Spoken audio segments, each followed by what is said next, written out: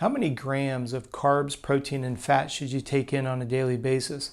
This is a question one of our viewers had, and I wanted to share the answer with all of you. When it comes to nutrition, I think the World Wide Web likes to make nutrition extremely complicated and convoluted. And I'm hoping in this video I can answer two specific questions that I get almost on a weekly basis. And that is, how many calories should I take in? And what should the percentage be of carbs, proteins, and fats?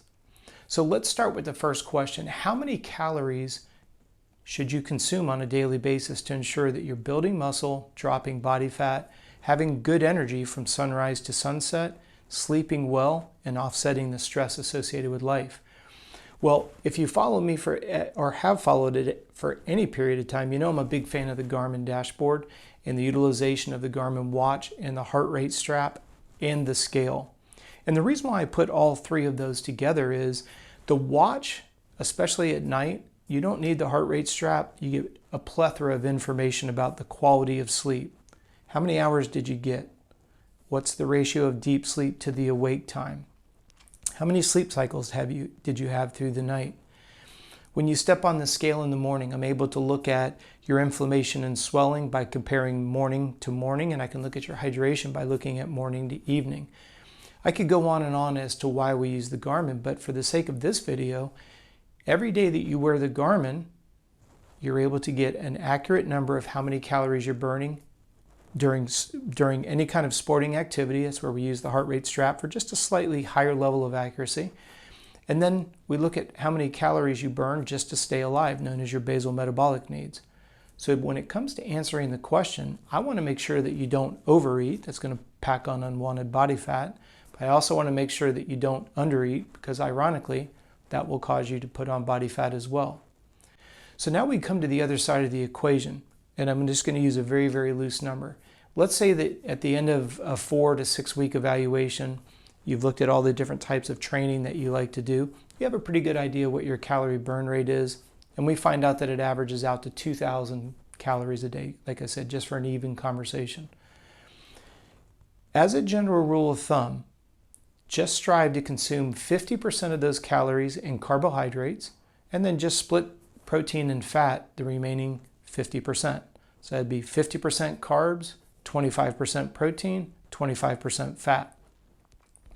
Now, before we go any further, you have to understand you've got to adjust your nutrition to match your periodization.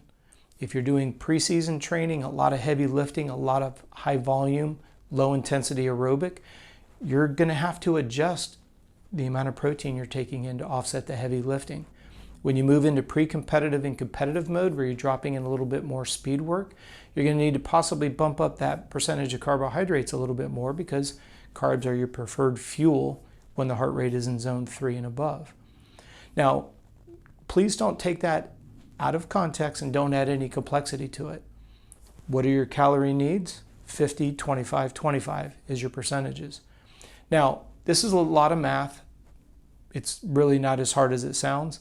Once you get 2,000 calories, multiply that by 50%, that's 1,000 calories. Because we're saying that should be carbohydrates, there's 4 calories to every 1 gram of carbohydrate. So you take that 1,000 calories divided by 4, you know you need to take in that many grams of carbohydrates. Ironically, protein is the same way. You take remember, you take 2,000, multiply it by 50%, that's 1,000 calories divided by 4, 250 grams of carbs. When you take your protein, that's going to be 250 calories. Divide that by 4, because there's also 4 calories in a gram of protein. That gives you how many grams of protein you need. And there's 9 calories to every gram of fat. So you take that same 250 calories, divide it by 9. That's how many grams of fat you want to shoot for on a daily basis. Now, the reason why I say please don't get out of control with this is this could become analysis paralysis. Some days you might burn 2,400 calories. Some days you might only burn 1,900 calories. Use the law of averages, and then also do the law of averages with calories. Some days you might eat 2,100 calories. Some days you might eat 1,800. It's going to fluctuate. That's okay. Use the law of averages.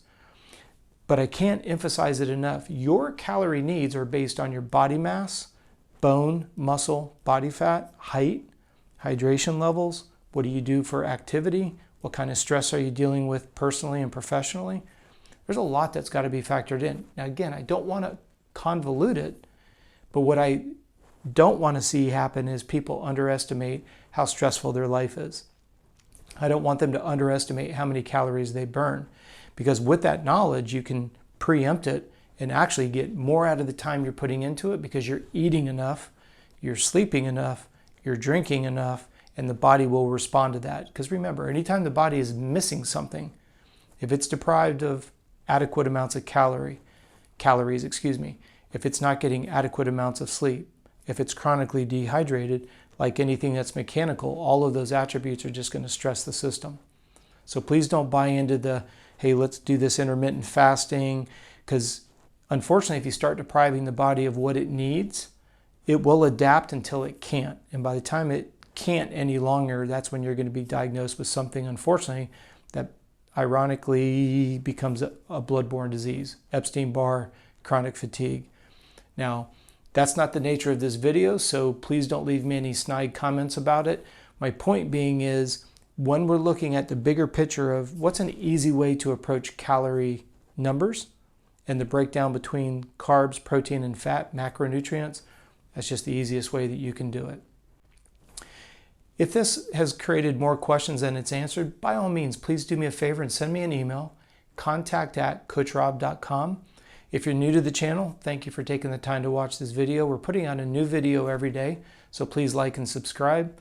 Like I said, we will be putting out another video tomorrow, and we certainly hope to see you then.